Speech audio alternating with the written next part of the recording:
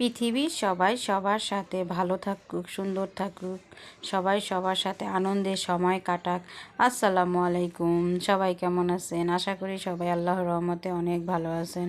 তো আমরা আজকে রেডি হয়ে বেরিয়ে পড়লাম। তো বাইর হওয়ার পথে আমাদের সাথে একটা আঙ্কেলের সাথে দেখা হলো। তো আমরা রেডি হয়ে বাইরে পড়লাম, বাইরে যাব। তো আমার সেই পিচ্ছি ছাত্রীটা আমাদের সাথেই আছে। তো ওর পড়াও শেষ হয়ে গেছে। তো ভাবলাম ওরে নিয়ে আমরা একসাথে বের হয়ে যাই। এই তো আপনাদের ভাইয়া আর ও সিনহা একসাথেই আগে আগে হাঁটতেছে আর আমি পিছে পিছে হাঁটতেছি। তো এই যে হাঁটাহাঁটি শুরু করে দিলাম আমরা দুইজনেই। তো ভাবলাম হাঁটতে হাঁটতে একটু সুন্দর করে ভিডিও নিয়ে নিই।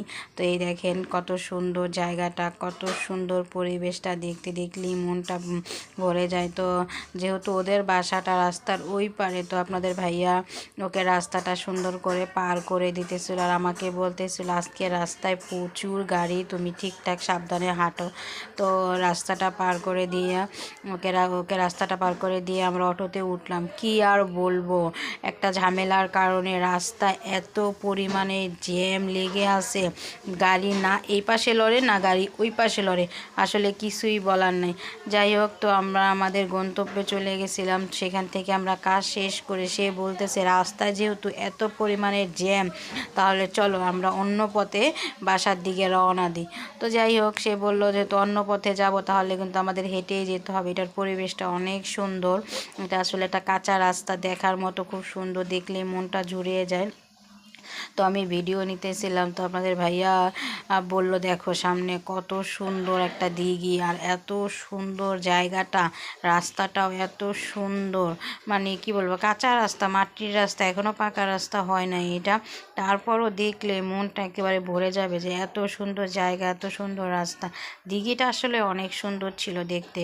এই যে আমরা যে হাঁটতেছি তার পাশেই দিঘিটাই দেখেন, দেখছেন কত বড় দিঘিটা, সাথে আকাশের রং আর দিঘির রং মিলে মিশে একাকার হয়ে গেছে, অনেক বড় অনেক বড়। তাল গাছটা দেখে তো আরও বেশি ভালো লাগলো। তো এসে দেখি ধান কাটতেছে বলতে মানে মাঠের যত ধান আছে সব পেকে গেছে, তো কেটে কেটে সাইডে সাইডে রেখে দিচ্ছে, মানে নিয়ে যাবে, কাটা শেষ হয়ে গেছে ধানগুলো, তো নিয়ে যাবে। তো আমরা দেখলাম এই ধানগুলো সুন্দর করে কেটে কেটে কেটে কেটে সাইড সাইড করে রেখে দিচ্ছে। এই যে আমাদের ধানগুলো দেখছেন কত সুন্দর করে পাকছে আর সবুজে সমারোহ হয়ে আছে, সোনালি ধান। ওহ, দেখলেই মনটা ভরে যায়, এত সুন্দর। তো আমাকে সে এসে বলতেছে যে তুমি তো সিনাদের বাসায় যাও নাই, তো দেখো ওই যে সিনাদের বাসা দেখা যাচ্ছে, সিনা হচ্ছে তার বন্ধুর মেয়ে। তো এই যে আমাকে দেখাচ্ছে যে দেখো শ্যাম ভাই কোথায় বাড়ি করছে, যে এইখানে দেখো। সে আমাকে সেই যে দূরে দেখাচ্ছে যে, তো যেহেতু আমাদের সময় ছিল না